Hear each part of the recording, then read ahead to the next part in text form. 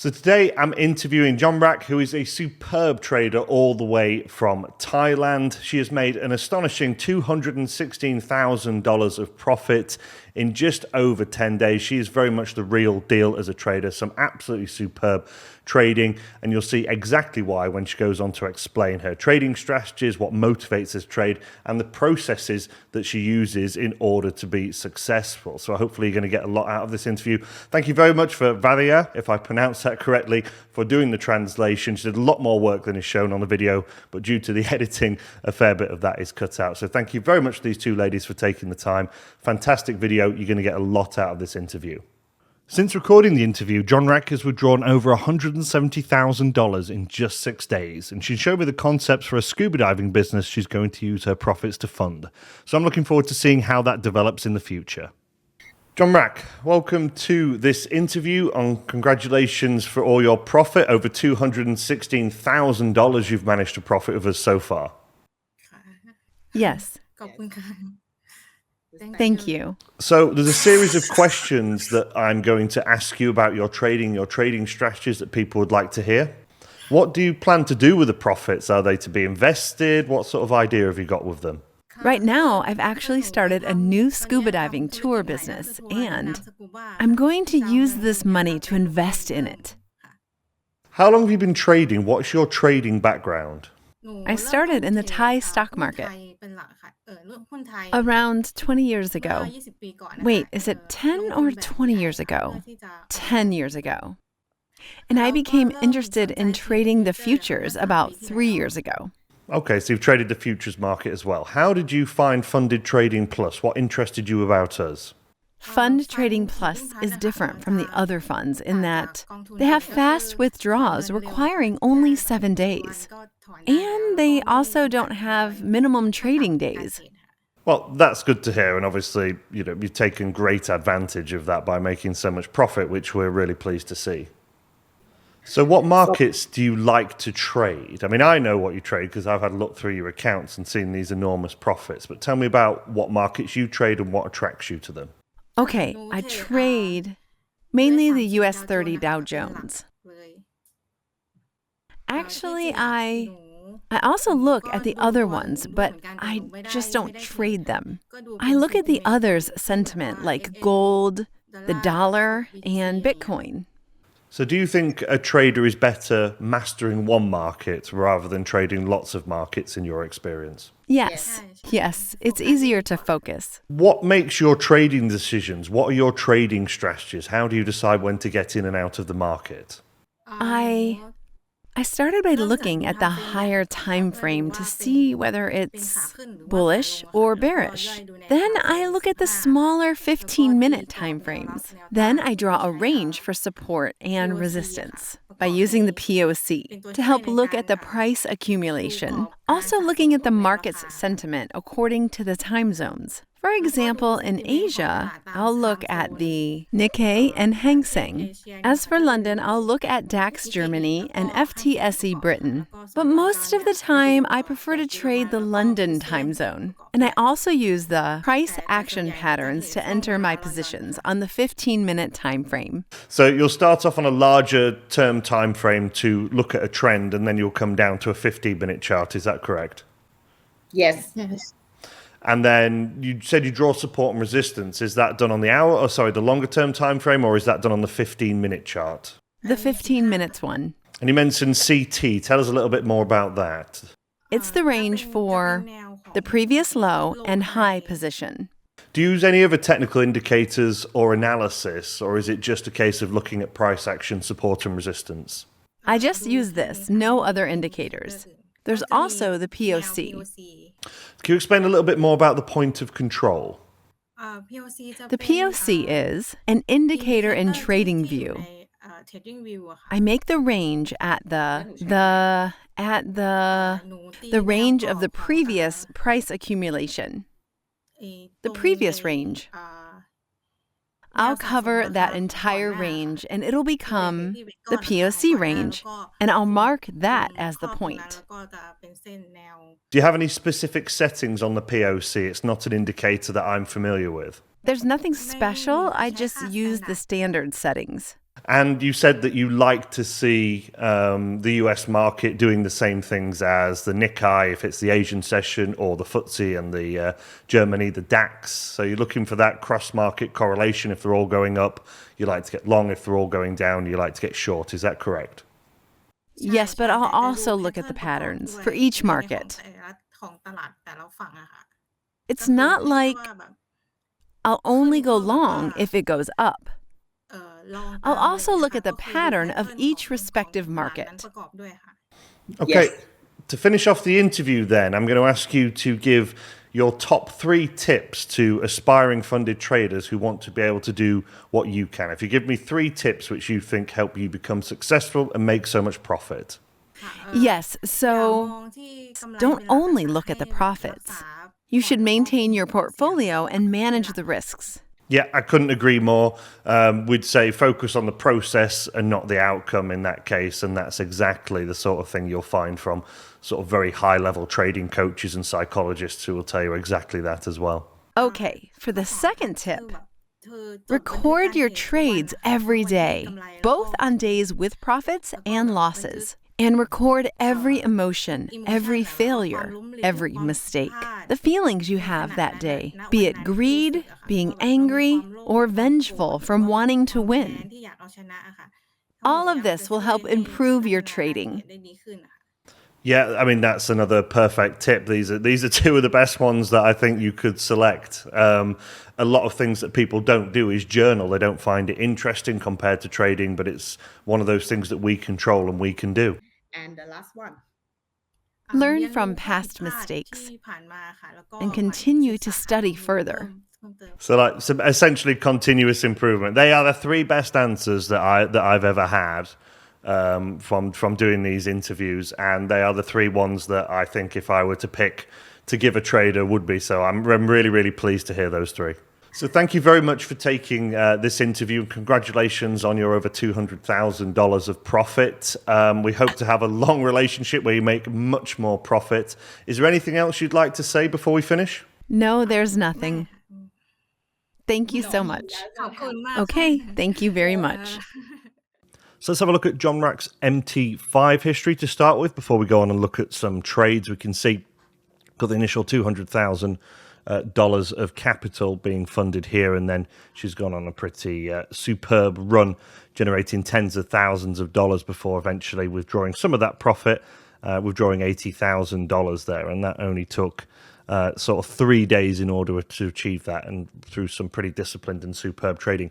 One of the things I do like to see is the continued use of stop losses. You'll see that throughout the entire sort of trading history here, and she will take disciplined losses when it's needed. But I also like to see the use of limit orders as well. A lot of people don't tend to use limit orders, which cause them to snatch profit and things like that. But you can be a bit more disciplined if you use a limit order, and you can see on quite a number of occasions these have been hit in these sort of clusters here. Sometimes they haven't been hit and then a bit of discretionary profit has been taken, but the vast majority of the time limit orders are used. Now, if we scroll down a little bit further, we can see there's some discipline losses as well. So, if there's times where the market hasn't gone as she's wanted it to, these discipline losses have been taken. And yes, they add up to some quite serious sums of money. But when you're trading these type of account sizes, when you've got this much of a profit buffer, you are going to experience that drawdown. But she hasn't let those losses phase her.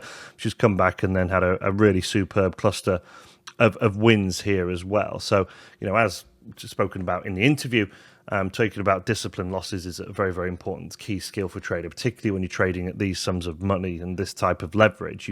5, 15 lots, 20 lots on the US 30 and the current volatility, your P&L can swing dramatically. So if you need to take discipline losses, even if it ends up being, well over $10,000, then that's exactly what you need to do as well. And one of the dangers here is that after you've had this superb run, you can see they're making tens and tens of thousands of dollars. You don't want to take a loss because you get euphoria, you can potentially get overconfidence, you can think you've got the Midas touch, all those ways of describing the same thing. But so that's really sort of encouraging from the point of view of me funding Jongruck, that this is exactly the type of trading behavior I want to see, and certainly long may it continue. And that's ended up with the $216,000 of profit minus the 80,000 withdrawal, which I think is a sensible thing to do. You know, you traded superbly, you've made a significant sum of capital in 10 days. Take a bit of profit out of things. So even if, you know, worst case scenario, you draw down, you end up getting stopped out, then it's not the end of the world. What you've got to remember, of course, is we've removed the daily drawdown as well. So the full amount of capital is available for her drawdown as well. It's not just a case of she's only got that sort of 3% in order for daily drawdown. That's now gone. So she has her entire amount of capital to be able to trade freely and be able to carry on making large sums of money. So let's have a look at some trades. We'll start off by having a look at the most recent ones on the 26th of September. Now, if you remember, Jongruck said she likes to look at sort of longer term time frames. You can see here how the Dow is going relatively sideways. I mean, index markets are generally coming off at the moment because of some of the global concerns that we're not going to talk about in this video. But generally what you want to be doing is sort of assessing the two market states. Is a market going sideways, or is a market trending, either trending up or trending down? Now, you can see here how the market is going sideways. Now, what sensible traders tend to do in sideways markets is they look to sort of fade the extremes of the market.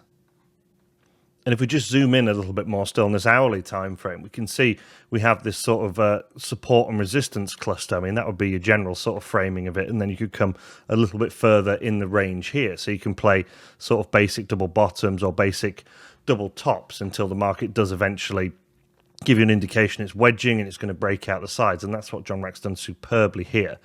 Now, if we move down to the 15-minute time frame, which is the one that she actually trades and makes decisions on, we can actually sort of finesse this a little bit more and have a look at some basic support and resistance areas here. Now, firstly, we have a sort of support cluster down here on that 15-minute time frame, and then we can see we have a bit of a resistance cluster here. Let me just find it here. So these are the sort of extremes of the range that are getting played here. Now, this is what is really encouraging to see about this type of trading here, is that there's a degree of patience. Now, she's got long down here, and it's taken 15, 30, 45, 60, you know, a good hour and a half before the markets move. Now, what's really tempting is when you get into these positions, particularly at these position sizes, is you can sort of really get a little bit impatient there and waiting for the markets to do what it's done. Got out there, taken profit, and again, this demonstrates really superb trading psychology here, because once you've made quite a lot of profit, you know, we're talking sort of $26,000 nearly in this period of time. It's very easy to think, yeah, I've made my profits. That's fantastic.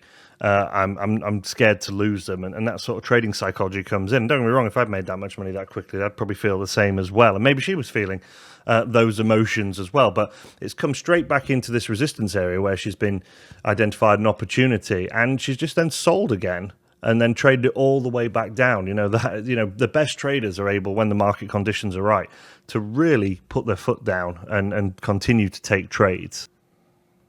And that's all these trades down here. So what's that? Another sort of $30,000 that have then been added to the equation, even more, in fact, another $50,000 there that have been added. So in a relatively short period of time, going from 8:36 server time to the close at 13:12, she's made, what's that, around $70,000. And like I say, forget the money. You know, she's spoken about how you've got to be process focused rather than profit focused. But this is a superb example of that. Identify the opportunity, buy, get out of the trade. Identify the opportunity, sell, get in the trade and run it. Don't let this previous trade and the euphoria of making so much money so quickly of that trade affect the next trade, which I think is a pretty superb example of how professional and profitable traders really do maximize the opportunities.